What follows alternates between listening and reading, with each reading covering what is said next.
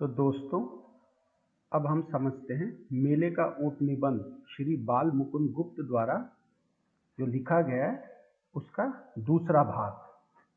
तो अगर आपको ये वीडियो पसंद आए तो सब्सक्राइब करना मत भूलिएगा चैनल को। तो आइए हम शुरू करते हैं मेले का ऊँट भाग 2।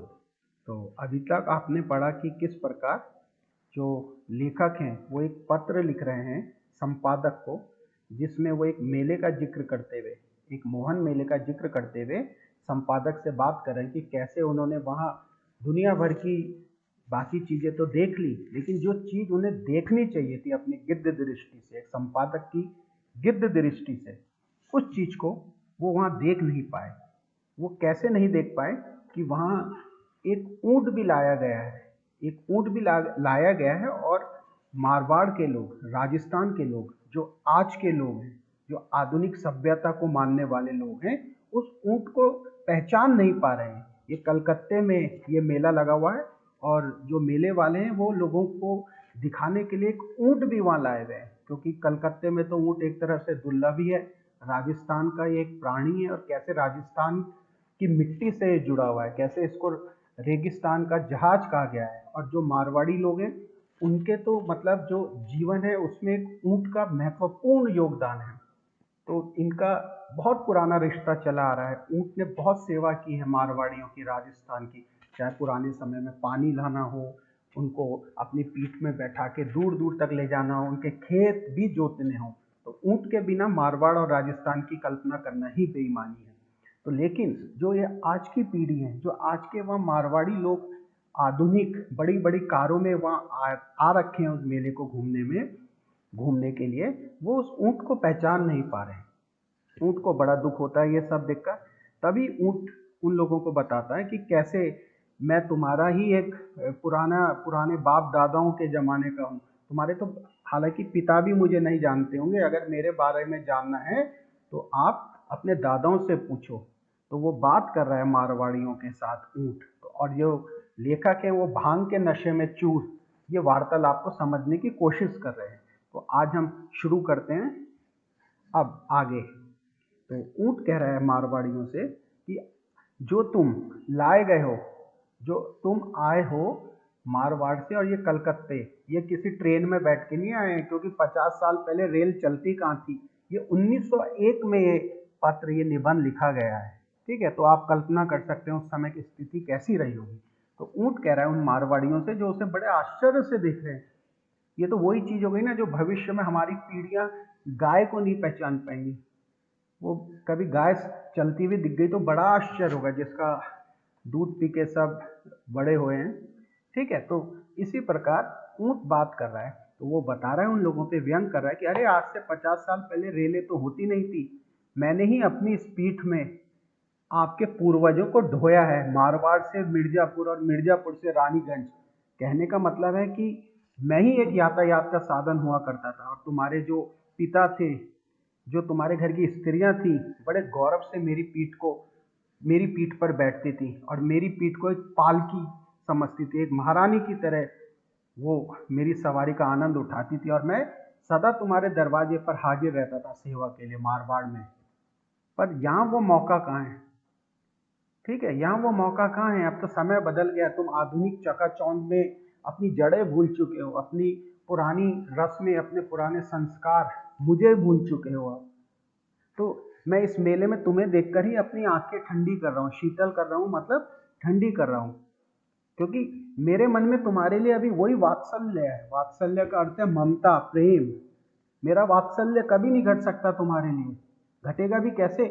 मेरे तो तुम पुत्र के समान हो, पुत्र क्या पपोत्र, पोतों के बराबर हो तुम। मेरा तुम्हारा जीवन तो हमेशा एक रस्सी से ही बंधा हुआ था मारवाड़ में। मेरे बिना तुम जीवन की कल्पना नहीं कर सकते थे। मैं हल चला के तुम्हारे खेतों को उपजाऊ बनाता था, मेरे ही द्वारा खेतों में हल चलते थे, चारा अपनी पीठ पे लाद कर तुम्हारे घर पहुंचाता था। ठीक है, लेकिन यहाँ जो कलकत्ते में, जो ये आधुनिक शहर में आप लोग रह रहे हो, यहाँ तो पानी की भी कमी नहीं है। उस समय पानी मेरी पीठ में ढोया जाता था। यहाँ तो जल की कलें हैं, कले का मतलब है मशीन है, नलों में पानी आ जाता है, गंगा जी है यहाँ पे, ग्वाले हैं जो जल उपलब्ध करा सकते हैं, कहार हैं जो जल को ढो के आपके घर पे ला सकते हैं। पर तुम्हारी जो जन्मभूमि थी ना मारवाड़, जहाँ से आके तुम यहाँ पे अब बड़े बाबू बड़े साहब बन गए हो, वहाँ पे मेरी ही पीठ पे लाद कर दूर से कोसों दूर से जल लेकर आया जाता था आपके घर में और आप लोगों की प्यास बुझाता था। और आज आप मुझे पहचान भी नहीं रहे हो, लेकिन मेरा आपके प्रति प्रेम ममता वात्सल्य वही है, वो कभी नहीं घट सकता। कि ऊंट उन मारवाड़ियों से बातचीत करते हुए कह रहा है कि देखो जो मेरी ये घायल पीठ है ना, ऊंट की जो पीठ होती है उसमें कुबड़ सा निकला रहता है जो देखने में कुछ बहुत अच्छा नहीं लगता है, ठीक है ना। तो ऊंट उसी की ओर ध्यान दिलाते हुए कहता है मेरी ये घायल पीठ है, इसको इस नफरत से मत देखो, घृणा से मत देखो। जो तुम्हारे बड़े बूढ़े थे ना, जो तुम्हारे पूजनीय थे, दादा परदाता परदादा, वो सामान जो घर का राशन पानी होता था, अन्न, रस्सियाँ, और यहाँ तक कि जो उपले, गोबर के उपले, सारा खाद्य सामान सामग्री, वो मेरी पीठ में ही लाद कर दूर दूर तक ले जाते थे। जाते समय तो पैदल चलते थे मेरे साथ, और लौटते समय मेरी पीठ पर मजे से बैठकर हिचकोले खाते हुए स्वर्ग का सुख लूटते थे। मतलब उन्हें मेरी सवारी करने में इतना आनंद आता था। इसी पीठ पे वो मतलब हाथ पकड़ के बैठा करते थे, जिसको तुम आज बड़े आश्चर्य से देख रहे हो। तुम जो आज ये बड़ी बड़ी विदेशी गाड़ियों में आ रखे हो ना, जो रबड़ के पहिए वाली गद्दीदार गाड़ियां हैं जो तुम्हारी, वैसा सुख तुम्हें उनमें नहीं मिल सकता जो तुम्हारे पूजनीय, जो तुम्हारे बड़े बूढ़े मेरी पीठ में जो आनंद लेते थे मारवाड़ में रेतों के बीच से निकलते हुए। और जो मेरी बलबलाहट होती है, बलबलाहट ऊँट की जो बोली होती है ना, जो ऊँट बोलता है उसको बलबलाहट कहते हैं। तो जो मेरी बलबलाहट उनके कानों को इतनी मधुर लगती थी, इतनी सुरीली लगती थी कि तुम्हारे बगीचों में तुम्हारे जो गवैये हैं ना, वो भी उतना अच्छे सुर में और अच्छी धुन में नहीं गा सकते, और उनका गाया हुआ सुर तुम्हारी बीवियों के स्वर भी तुम्हें उतने अच्छे नहीं लगते होंगे। जो तुम्हारी पत्नियां आई हुई हैं, जो वो जिस स्वर में वो गाती होंगी, तुमको वो उतने अच्छे नहीं लगते होंगे। तुम्हारे गवैयों के बोल, गवैयों के गाने तुम्हें उतने अच्छे नहीं लगते होंगे जितने तुम्हारे पूजनीय बड़े बूढ़े मेरी बलबलाहट को, मेरी बोली को इंजॉय किया करते थे, उसका आनंद लिया करते थे। और जो मेरे गले में घंटा लगा रहता था ना, वो जो घंटों से आवाज़ निकलती, घंटियां जो मेरे गले में बजती थी, वो उन सब, उसकी जो ध्वनि थी, जो उसकी आवाज़ थी, उनको सारे बाजों से अच्छी लगती थी। इतना अच्छा कोई वाद्य मंत्र का सुर नहीं लगता था, संगीत नहीं लगता था, जितना उनको मेरे गले में जो घंटियों की मधुर आवाज़ थी, जो उनको खुशी प्रदान करती थी। और जंगलों में जब वो मुझे देखकर चढ़ते हुए देखते थे, फौंग के जंगल होते हैं, छोटी छोटी झाड़ियाँ होती है राजस्थान में, तो मुझे जब वो वहाँ चढ़ते हुए देखते थे तो वे उतने ही प्रसन्न होते थे जितने आजकल के ज़माने में तुम अपने जो रईस लोग हो, तुम्हारे बड़े बड़े बगीचे हैं, अपने बगीचों में जो भंग पीकर और दावतें उड़ा के और जो ताश खेल रहे हो तुम, जो अपने दोस्तों के साथ ये आधुनिक मस्तियाँ कर रहे हो, जितना मज़ा तुम्हें उसमें आता है ना, या उससे भी ज़्यादा आनंद वो उस समय उठाते थे जब मैं जंगलों में घास चरता था, मेरे गले में जब घंटियाँ बजती थी और जो मेरी आवाज़ की ध्वनि उनको आनंदित करती थी। तो समझ रहे हो तुम, भले आज तुम नहीं पहचान रहे हो मुझे, तुम्हारी आंखों में आधुनिकता का चश्मा चढ़ा है, लेकिन मैं वही हूँ जो एक समय तुम्हारे पूजनियों को प्रसन्नता प्रदान। अचानक से भांग का जिक्र जब हुआ तो मेरी निंदा टूटी, मेरी नींद टूटी और मैं चौंक पड़ा। मैंने एकदम से ऊँट से बोला, अरे भाई ये क्या बलबला रहे हो, ये बड़बड़ाना बंद करो। ये कोई पागलों का बावलों का शहर नहीं है जो तुम्हें भगवान परमेश्वर समझ बैठे। तुम पुराने हो तो क्या तुम्हारी कोई दिमाग की मशीन ठीक नहीं है क्या? क्योंकि ऊँट उन्हें काफ़ी लेक्चर दे रहा था ना, तो अब लेखक को भी लगा यार ये क्या इतनी देर से भाषणबाजी कर रहा है। तुम तुम्हारा कुछ स्क्रूड हिला है क्या? कोई पेज, कोई कल तुम्हारा लगता है मुझे सीधा नहीं है। ये वो लोग नहीं है जो कल तक पेड़ों की छाल और पत्तों से शरीर ढांकते थे, जिनको तुम लेक्चर दे रहे हो तुम्हारे पूर्वजों के बारे में, इनके पूर्वजों के बारे में। ठीक है, ये तो वो लोग हैं जो बड़े बड़े अमीर रईस उद्योगपति बन गए हैं। ये वो, इन पे कल तक कपड़ा नहीं हुआ करता था शरीर ढकने को, और ये पेड़ों की छाल और पत्तों से शरीर ढकते थे। लेकिन आज तो इनके बनाए गए कपड़ों से सारा संसार बाबू बना फिरता है, इनके बनाए हुए कपड़े वो पहन रहा है। ठीक है, तो तुम इन्हें लेक्चर दे रहे हो। ये वे हैं जिनके पिता स्टेशन से गिठरी सिर पर ढोते थे, वही पहले दर्जे के अमीर हैं जिनके पिता स्टेशन से गठरी आप धोकर लाते थे।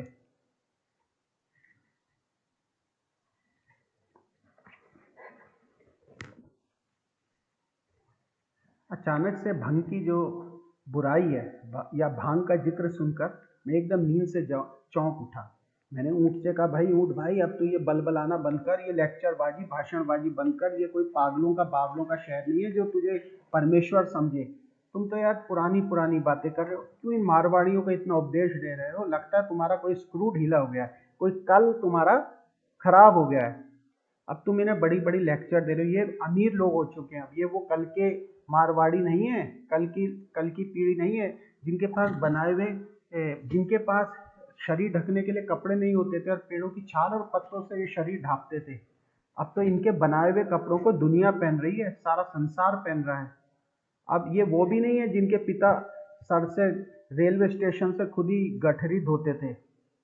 ये तो अब इतने अमीर, इतने बड़े लोग हो चुके हैं और इनकी पगड़ियां भी इतनी बड़ी बड़ी हैं सर पे कि संभालनी मुश्किल हो रही है। इनमें से तो कईयों के कोई पिता का पूरा नाम लेकर नहीं पुकारता था उस समय, ठीक है ना। और आज वो बड़ी बड़ी उपाधि रख लिए हुए हैं वो लोग, ये जिनको तुम लेक्चर दे रहे हो।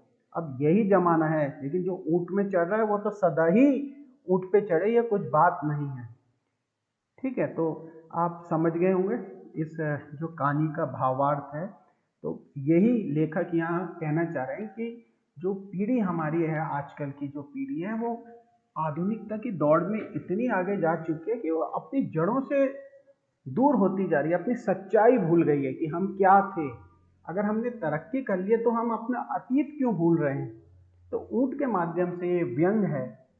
और उस समय हमारा देश अंग्रेजों के अधीन था, अंग्रेजों की गुलामी हम कर रहे थे, तो उस समय के लोगों को भी ये प्रेरित करने के लिए ये कहानी कही गई है, ये निबंध कहा गया है कि आप भी इन गुलामी की जंजीरों से बाहर निकलिए, अपनी जड़ों को पहचानिए।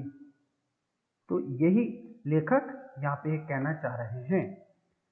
तो कुछ मैंने आपसे शुरू में कहा था कि मैं आपके साथ कुछ शब्दार्थ साझा करूँगा, शेयर करूँगा। तो ये अभ्यास जो अंतिम पेज है अब हमारे आज के पाठ का, इसमें से आप ये शब्दार्थ देख सकते हैं जो कठिन शब्द आए थे पाठ में। और ये कुछ प्रश्न हैं जो आप सोचिए, मूल्य परक प्रश्न है, वैल्यू बेस्ड क्वेश्चंस हैं ये। इनका मंथन करिएगा, इनको सोचिएगा। जैसे ऊँट अपनी घायल पीठ को देखकर घृणा न करने की बात क्यों कहता है, उसकी पीठ घायल क्यों हुई है? या दूसरा प्रश्न है, आधुनिक युवा पीढ़ी सभ्यता और संस्कृति से दूर क्यों होती जा रही है? क्या लगता है आपके विचार से ऐसा क्या करना चाहिए जिससे युवा वर्ग भारतीय सभ्यता और संस्कृति से जुड़ा रहे? इन प्रश्नों के उत्तर सोचिए, हो सके तो अपनी नोटबुक में लिखिए। और अगर आपको चैनल पसंद आया हो या जो व्याख्या हमने किया आपको ये समझ आई हो, अच्छी लगी हो, तो चैनल को सब्सक्राइब करना ना भूलिए। हम फिर मिलेंगे एक नए चैप्टर के साथ। धन्यवाद।